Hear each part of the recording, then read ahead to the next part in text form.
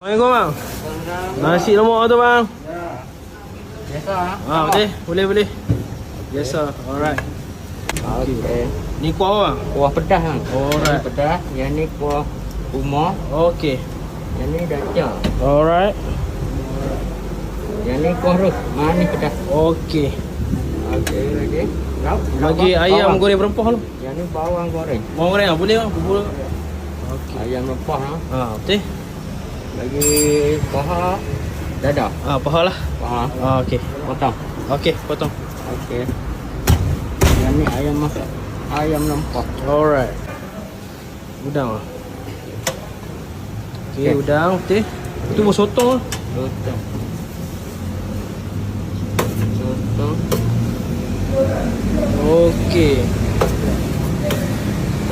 Alright. Okey, periuk goreng lah. Periuk goreng. Betul.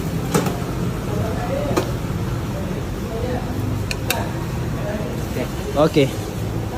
Macam okey, macam ni berapa? 33. 33 lah. Ha. Okey, RM33 lah. Biasa ha. Okey. Yang ni ayam marikan.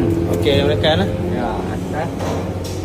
Yang ni limpah. Limpah tu. Limpah, Okey. paru. Alright. Ini ayam masak bawang. Okey. Udang Udang, mana tu?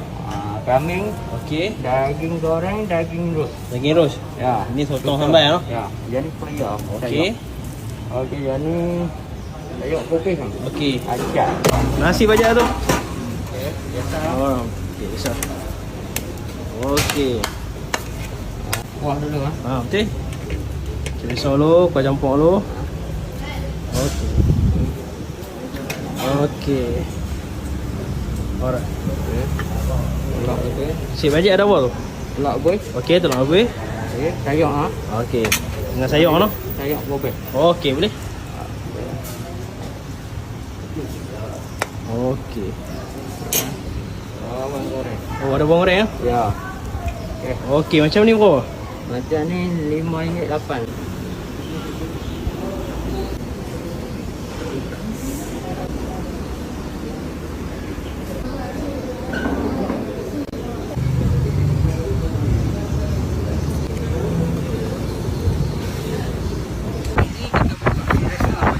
Okey.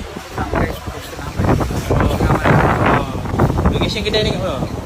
Ini di Subang Perak, Halus tak? Okey, aku start ah. Okey, sejak nego ni sejak bila?